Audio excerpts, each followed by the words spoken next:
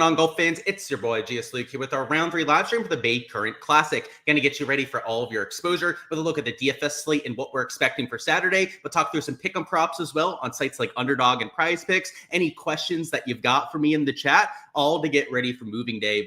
And for now, hopefully you're having a fantastic Friday. I know we're one day behind that tournament in Japan, but we got the whole weekend to look forward to. We got golf here over the next couple days, and then we have NFL football on Sunday as well. And towards the end, when we get to the prop section, probably going to mix in some NFL exposure alongside with some golf stuff too. So we'll get to that towards the second half of the stream. You got rushing yard down there. Also, Antonio, welcome on in, my dudes, and hit me up with any questions along the way. But we're going to start off with the look at the weather report and the golf course in DFS before we get to Underdog and Prize Picks. But let's start off with a look at the conditions, which at -2 were easier than round 1. That was to be expected with a nearly 9-day difference with the weather. Round 1, it was 30 to even 40-mile-an-hour winds.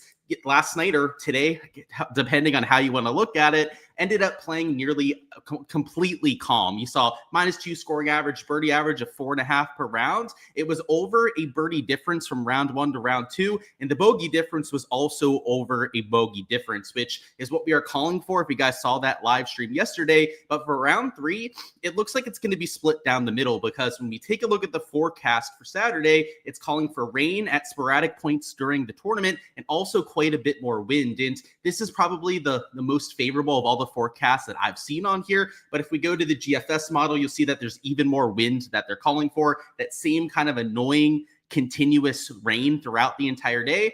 Go to a few other models on here, like the Icon looks completely clear, but that one is a bit of an outlier. Media Blue models calling for some rain and some wind during the meat of a lot of the play today. And then this MSM model, let's look at that one, has some rain during the afternoon, but kind of like the Icon isn't calling for very much. And when you take a look at the local forecasts, so like on your weather app, go to just, Yokohama, Japan weather, that kind of stuff. It looks a lot like this ECM model, where there's rain pretty much the entire day, 60 to even 70% chance of rain according to the weather app, and wind gusts that are actually even more severe on the weather app, closer to 20 to 25 miles an hour. So I would say that scoring conditions wise, it's not going to be nearly as much of a birdie fest as round 2, but it's also not going to play nearly as difficult as what you had for the first day. So I personally have the scoring average at closer to even par, maybe like a half a stroke under, but birdie average dropping to like 4 per round. Bogey average probably going up a little bit as well, but that'll be a little bit more important when we get to the prop section later. But for DFS terms, it's going to be a little bit more of a grind than round 2, which was mostly about birdie or better percentage, was mostly about taking bombers that could take on the par 5s and a few of the drivable par 4s. Round 3 is going to have a bit of a different taste to it. So the first thing I'm going to go through, especially on the DFS side of these things, would be the ownership at the top. And just like we did for yesterday's stream, we're going to go through the top 15 highest owned players. And the projections that you're seeing on here are from my Patreon page, already posted for my members that are a member of the Golf DFS tier. And these are the top 15 highest owned players, but that's not where ownership stops, of course. Ownership across the board is a big deal with round 3 showdown. And just like round 2 showdown, we don't have place and points in play. So though the guys that are starting in the top 5, top 10 are playing some of the best golf in this field, they're not getting an extra bonus for it. It's not like main slate or for round 4 showdown where the place and points are a factor and you are getting rewarded for finishing in that top 5.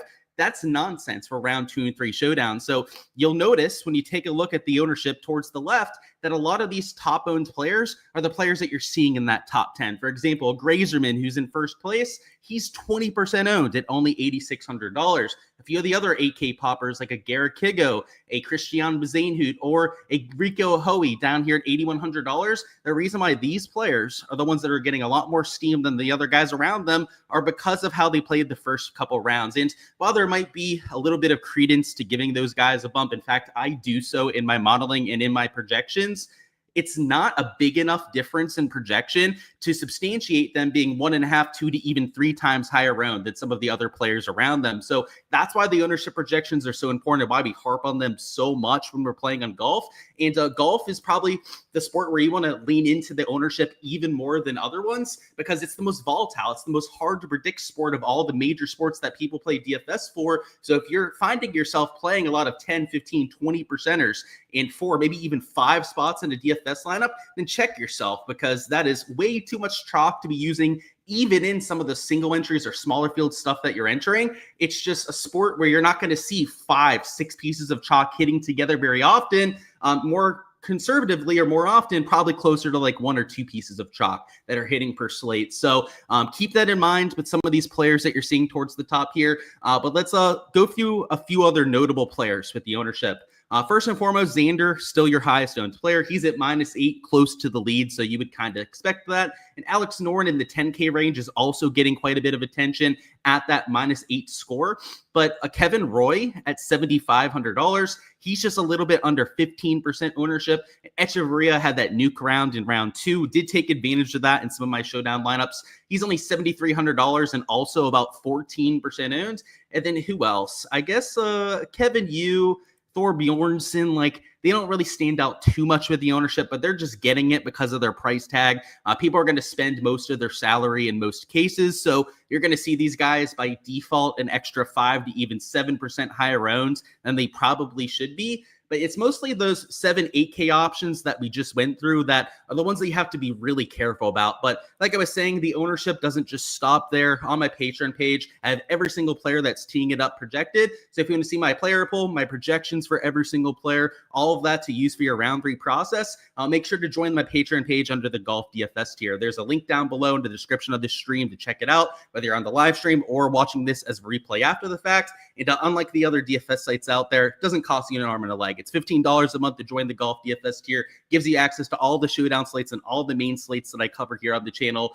So an absolute no-brainer if you guys haven't already joined. But in terms of my player pool tags, I do want to mention that it's a little bit different than what I did for round number 2. The shots gained metrics are still absolutely baloney. They're not even being counted for a lot of these players correctly, so I wouldn't use them if it were me. So I'm still looking at high upside players, guys that make a whole lot of birdies. That's the most correlated thing to our Draftkings score in rounds 2 and 3. Again, no placement points, so it's really that birdie production, streak production, maybe a bogey-free round that's giving you a vast majority of those points. The course fit tab, this is a brand new golf course, so we don't have course history to rely on as we typically would. So I'm looking at course history, which is this Yokohama Country Club course fit tab. So if you're a member of my Patreon page, you'll obviously have that data point to work with. But if not, then obviously, fit in your own course fit or own modeling that you do for yourself, right? It's not like mine is 100% going to be the best for tomorrow, right? If you have your own modeling, you can lean into that as well. That's what I would take from this sort of a data point there. And then finally, we have the bent putters. So people that are good at putting on bent grass, that is, of course, the surface of the week. I was kind of grasping for straws, just trying to find a way to round out my exposure a little bit more, because with my round 2 exposure, I don't think I had a big enough player pool for the kind of exposure that I wanted to enter, because, using these player pool tags, I can only get on to so many players. So I added in these bent putters, and really where I was struggling to find my plays was with like the 6K, because, course fit and high upside, there's a lot of players in this field that fit both of those tags for me in the 7, 8, 9, and 10K range. But these good bent grass putters were really prevalent in that 6K. So if I was trying to find some of my pure punt plays towards the bottom end of the board, it's maybe somebody that can get hot with the putter. So that's what I'm looking for in my player pool. A little bit different than what we typically do with the shots gained metrics. But if you guys didn't catch the round 2 live stream that I did, they're all over the place. They're not even being counted for players. Sometimes there's no shot trails on a hole. It just randomly says birdie. And when that's the case, all of those shots gained are being given to them off the tee. So, some of these guys are gaining like 5 to 6 strokes off the tee per round, and that is obviously not realistic. So just keep that in mind with those. That's why we're not really using them. And we were looking at some of like the big poppers ball striking, because if you gained 3 or 4 strokes ball striking, that probably isn't baloney. At least maybe you didn't gain a whole 4 or 5 strokes, but you probably still at least gained a little bit to the field if that's the case. You have Seabez up there, this Shogenji guy that I've never heard of before, so maybe that one could be a little suspect. But look at this. So these guys gained all these strokes ball striking, but look at all their putting. Is it a coincidence that all the best ball strikers also all lost like 4 strokes putting? I don't think it's a coincidence, right? I think it's just the stat keeping being incorrect.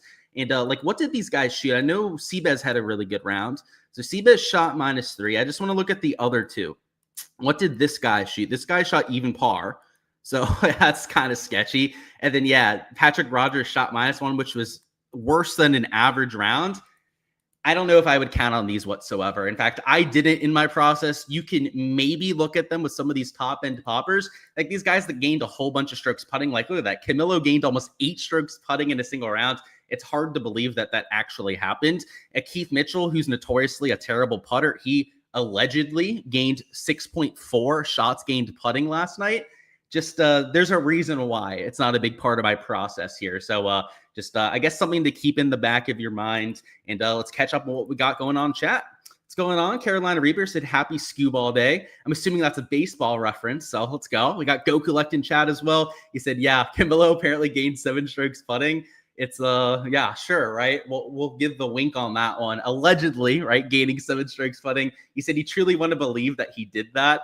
Yeah, I mean, there's even some other crazy ones on here. And just for shits and giggles, because they're here on the live stream, like, let's find an extreme example. Because some of these guys I could see gaining 4 or 5 strokes off the tee if they had like a perfect day. Like a Minwoo hits the ball a mile, but 4 strokes off the tee is like generational stuff that literally never happens. When we're going through the shots gained metrics for a single day, you never see somebody that is that much into the positive. But like a Takumi Kanaya, he's short off the tee. He does it with accuracy. I have a hard time thinking that he gained 2 strokes off the tee. He did hit 93% of his fairway, so I guess that's the way that you would do so with this kind of a stat keeping. But let's look at like the around the green. Apparently, Smalley gained 3 around the green. I'm guessing that's because he quote-unquote chipped in multiple times. He probably just made like a couple 5-footers that they said were like 40-foot chips from off the green. And look at this around the green stuff. So yeah, Camilo lost all this around the green, but gained putting. My guess would be is that they were saying that he was chipping the ball to like 30-something feet, and then he was making all these par putts. I mean, that's what they were saying for Garrick Higo for round number 1. And that was, they think he did it for like 9 straight holes or something is what they claimed. It's just a shot tracking error. So yeah, don't bore yourself too much with his stats, I guess, other than just to laugh at them and know that they don't make too much sense. You're saying they could go on a hot streak. That's true. Yeah, we got to give some respect there. 7 or 8 strokes putting is another level, though. He said, is betting a tournament that you don't have feature groups or working shot tracker frustrating?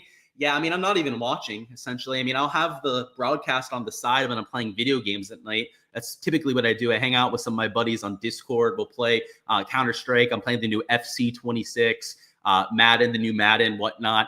But that's my main concern during this golf tour. It's not normally that way. Normally, I'm locked in. I don't have the other distractions going when golf's going on. It's partially the timing too. It's in the middle of the night, makes it a little bit harder to get that excitement level up when you're truly tired and exhausted after an entire day. But yeah, I don't know. It's not the best event, but we're still here. There's still, tournaments to try and take down. That's, I guess, the good part about these kind of things. He said, are we going to go with some Morikawa or just a little bit Semikawa or getting dirty with Horikawa? Yeah, you can go with the Horikawa stack, or I guess the Kawa stack with all 3 of those, Ross. Maybe that's the craziest way to go about it. But yeah, it's it's crazy. They all have a similar last name. And who's the best Kawa to this point? Probably Morikawa, right? So there's actually 5 Kawas in the field. So if you wanted to run that kind of a lineup, there's 5 that you could use. Don't sleep on Mimiku. Well, you knew about Momuku Horikawa, but don't sleep on Riki Kawamoto in Ryo Ishikawa as well. Obviously, we've seen Ryo Ishikawa 1,000 times before, but yeah, Riki Kawamoto, I wasn't considering him either. All right, let's go through some prop stuff and round this thing off. So on the prop side of things, maybe it's a hot take, but I don't think it's going to play nearly as easy as what we had in round 2. When I see rain during play and I see winds that are not nearly as ideal as what we had last night, I'm thinking these averages are going to get a bit worse. Now, the question is, how much worse are they going to get? Because round 1, it was +1. So I don't think it's going to be anywhere near that +1 scoring average, but like even par to maybe a -1 scoring average. I'll give a slightly broader range, I suppose, just to keep it a little bit more conservative. But like even to -1 is probably what I would expect. The birdie average is probably going to drop to 4 to 4.25 per round. Again, keeping it a little bit more conservative with my projection, but like something in that range is very, I think, very reasonable for tomorrow. And then with this bogey average, I think it'll go up to at least like 2.75 per round. So like 2.75 to maybe like 3.25 per round. We'll give a slightly bigger range on that one, just because, I mean, if it's a slog out there, that could also lead to more bogeys on top of just the fact that you have all that wind to contend with. It's also going to make some of the longer holes play a little bit longer, but they could also shorten up the golf course. They could move up some tee boxes to account for that. Like there are ways that they could, try and counterbalance some of the harder conditions. So that's why I'm going to say like even to a -1 scoring average. I'm going to put a little bit of a bigger window on it. And I think there's going to be a lot of double bogeys. So that's something to also keep in mind is even though it might be like a 4 birdie average and like a 3 bogey average, there's going to be probably 0.5 to 0.6 double bogeys per round. And that's just a byproduct of a really tight golf course, all the out of bounds areas. And while technically not out of bounds on the golf course, it's a lost ball when you hit it into some of the jungle around Yokohama Country Club. So that's why the scoring average is going to be a little bit worse than what you'd think with like a 4 birdie average and a 3 bogey average. But that is the reasoning for it. And then at the bottom, you can see the Spanish Open averages. I don't think we have a board for that quite yet, but I just want to throw out those averages so that we can kind of knock that one and check it off the list. You can see scoring average was -0.5. That was about a stroke easier than the first day. And in particular, the afternoon played easier like we expected. And then the birdie average, this is actually a typo here. It is 3.89 per round. So it is not this 3.74 that you're seeing there. That was just a little bit of a mess up for me typing it before we went live on here. But that was also with a lot of the Spanish players that were qualifiers for this event that were towards the bottom end of the leaderboard. So this scoring average, assuming that the weather is going to be pretty similar. And when we take a look at Club de Campo and we take a look at the weather there, let's put it on this 1 hour forecast. It looks pretty similar to round 2. Wind gusts that are in that like 15 to 20 mile an hour range. More importantly, though, sustained winds that are sub 10 miles an hour for most of the day. In particular, in the afternoon, it looks to get a little bit calmer than what it is during the morning. And also it gets warmer so that the ball's going to travel a bit further as well. So going back to these averages, it probably plays like -1 to -1.5, not only because of the conditions being similar, but also because of the cut line, getting some of the lower tier players out of there. And your birdie average probably goes to at least 4 per round. Again, keep in mind it was 3.89 per round, not this 3.74 number that you're seeing right there. So only has to go up 0.11 to get to that 4 per round number. And in fact, it probably gets closer to like 4.2 per round. So when we get a board for that on Prize Picks later, they've been posting a board for the first couple rounds. So hopefully we get something out there for moving day as well. I'm working with that -1 to -1.5 scoring average. And then again, that 4 to maybe like a 4.25 birdie average there. But for the Baycurrent, to go back to that, if I think it's going to play a little bit harder, well, the boards have certainly overreacted because the boards here are priced just like the scoring conditions for round 2.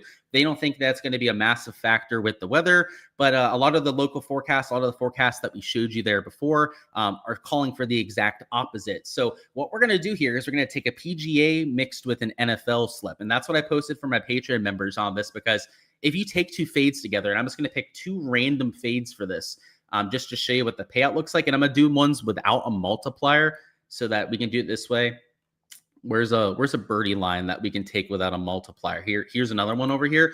So if you take 2 fades, especially like one that's a birdie or better line, it's only 2.58x. So it's absolute trash. That's why we're going to be mixing it in with an NFL. But let's go through that prop. So it's Kazuki Higa for the under on birdies. And I think that this is pretty massive value here. So birdie average today with perfect conditions was 4.48 per round. Not to talk too much smack about these Japan Tour guys, but there's a reason why they're on the Japan Tour and not playing on the PGA Tour. They're not even close to the level that we have here in America. And Higa, though, is coming in with scorching hot form. I think he's won like 2 of his last 4 events or something. That's actually why he's even in this kind of a field. If the average for the entire field is going to be like 4 per round, if it's going to drop with the higher winds and some of that rain out there, Kazuki Higa cannot possibly be at 4.5 birdies. So in fact, I'd be projecting him for closer to 3.5 to 3.75. So I have this as pretty severe value towards the other side. And then with their NFL prop, it's going to be an over on Sterling Shepard receptions. They have Mike Evans already out this week. You have Godwin, who's also been rolled out. Bucky Irving, who's out at running back position. And against San Fran, I mean, they've got a bunch of injuries on their side as well. This is still expected to be a pretty close, a competitive game. So the guys that they have healthy, and the reason why that's important is that it should have a regular game flow to it, right? It's not going to be the kind of game where like a team's up by like 14 or 21 by halftime, at least based on the spread that Vegas currently has set on this kind of a game. And if it is a close competitive game with the bodies that they actually have active, you're going to see a lot of production from those sort of players. And most notably, a Sterling Shepard with Godwin rolled out. Godwin played like 80% of the snaps last week. With Godwin's out, like a lot of the reports have suggested, then Shepard's going to be running into that kind of a role. He's going to be playing 70, 80% of the snaps. And even without 70, 80% of the snaps, he's been closer to a 45 to maybe a 65% snap share for most of this season. He's gone over this in 3 of his 5 games. So it's not like he's gone over every single time, but you can see there 4 receptions, 4 receptions, 4 receptions, and that's in a smaller role. And this is a close competitive game. They're not expected to be playing from way ahead. Also, the blowout risk isn't that massive as well, as it's likely going to be Mac Jones leading the 49ers offense. And they have like Pearsall injury. They have a Jawan Jennings injury on that side. Like it's 2 offenses that aren't even close to being at full strength, which I think really benefits a Sterling Shepard here. And the thing is, he was minus 130 towards his over at 3.5 receptions before we got the confirmation of Godwin being out. And there's only a couple books that even still have the odds up for him. I mean, I have to double check now that this was as of about 30 minutes ago. I think it was Hard Rock had it up. Maybe Caesars had him at minus 130 towards the over. But Draftkings, FanDuel, a lot of those major sports books ripped them off the board. They don't even have his odds up quite now. And I'm assuming when they repost it, now that we have the confirmation that he's going to be in that wide receiver 2 role behind an Emeka Egbuka, then he's going to be even more juiced towards the over. So I'm going to mix that in now here on Underdog while we still can. On Prize Picks, I don't even think he's still available at that kind of a number. And by the way, on Prize Picks, they only have the birdie or better matchups up, so that's not even that great. They do have them at 3.5 over here, so I guess you could mix it in on the Prize Pick side as well, but that's something that I'm going to play for now. There's just a decent game script. The total is like 44.5 as well, so it's not at the 47 to 48.5 mark that you have on a few other games that we have on the slate. So not that elite tier with the over-under, but it's not one of the lower over-under games that we have either. And as a wide receiver 2 role, it just screams obvious value to me. So when we mix in an NFL prop on top of the PGA, it gives us that full 3x payout and that 0.42 unit difference that we get between 2 fades and then taking, the fade along with an NFL prop really adds up over time. So that's what I chose to do with my exposure. And I guess what this shows you an example of is what you could do with a lot of your props, because, this PGA board, it's not just Kazuki Higa that would make sense for taking for a fade. The whole board in general is, in my opinion, a little bit mispriced. So if you can pick off some of the specific pieces of value that really stand out compared to the rest, and then mix them in with another sport that you have expertise in, maybe it's a capper that you tail, that you have a few props that you can mix in with. Maybe it's your own traditional analysis that you're using on that side. I do NFL exposure myself, so that's where I'm going to choose to get my, slips in for round number 3. But whatever your strengths are as a handicapper, and maybe you don't have that many, right? And you just mix in some fades for golf, that's totally fine as well. But lean into whatever you're good at would be my main recommendation for this kind of a slate. So that's what I've got for the averages. That's what you're going to see for a lot of my exposure. For the rest of that, you can find that on my Patreon page as well. That's when I'll be posting all my golf exposure. Of course, the NFL exposure will be posted over there as well. And for this weekend, for the main slate, I'm going to have a video dropping for week 6 this afternoon. So that'll be for DFS. We're going to have my top quarterback stacks here in that kind of video. Also, my top underdog and Prize Picks plays for the Sunday main slate. So keep an eye on for that. If you're playing NFL here this weekend, that'll be dropping in probably an hour and a half to 2 hours. I'll be shooting that shortly after we get off live stream here, and for the rest of the season as well. But that's all I've got, guys. Going to catch up on chat, see what's going on down there. And as I was mentioning before, on the Prize Picks side, they seem a bit scared to post any props for this golf course. So it's just straight birdie or better matchups, and they look awfully similar to what we had in round 2, where I didn't see much of an edge on any of them. So that's why we're not really giving it its due diligence. It's just not worthy of doing so. So where we leave off, he said, yeah, there's the 2 other Kawas out there. There's 4 of them. He said 14-2 on your unders on your Japanese player. There you go. And yeah, it was a good day to play unders on strokes and overs on birdies. That's for sure. So I'm glad that you took advantage, Ernie, and the course lean that we talked about yesterday. He said now they're all moved to 68.5 and whatnot. The weather is going to make it turn the other way. So I would say it's more of a fade slate for me personally, Ernie. And I'm glad you took advantage yesterday. That was certainly the idea with the analysis that we put out there. He said, you normally don't like betting unders for birdies, but Smalley at 4.5 is plus 115.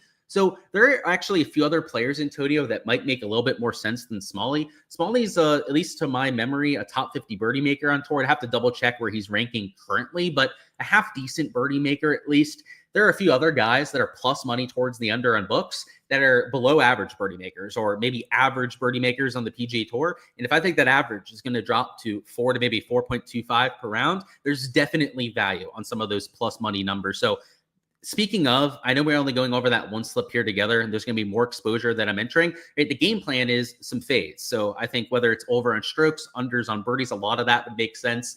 And I haven't gone to any of those plus money ones yet, but I've been line shopping some. Like, for example, Hostler kind of stood out as he's like 1.07x towards the under on Underdog or something like that. There's I think a lot of playable fades that we have on the board now. So I think that you're totally fine going with that kind of strategy. You said double bogeys, you say you're out on Davis Riley. I mean, yeah, he's probably made like 5 double bogeys already this week. So it's a golf course. It's worth noting that if you're off, you're really going to be off around here. When you take a look at the bottom of the leaderboard, you're going to see what I'm talking about. It's because of those out of bounds areas. And like if you hit it, you can't even find your golf ball. That's the start of a snowman right there. So I'm assuming it's been a lot of that for our guy Davis this week. Tough scene for him. You said, so the bookies think it's going to be easy and the weather says otherwise. You said that I like unders and fades for 3. Yep, that is correct. You said this course is tricky when the weather's bad. We saw that in round 1. Now, that was a much more extreme example of it, but they have the average player at like -2.5 on the board, and at the very worst at -1.5. That means that they think it's going to play about -2 again, which is a blatant mistake. The weather was ideal. In fact, like if you take a look at the data golf and their observed weather in the afternoon, and if you were watching like the broadcast, there was 0 wind. The flag was not moving at all. It was like the perfect, ideal chamber of commerce weather that they talk about all the time.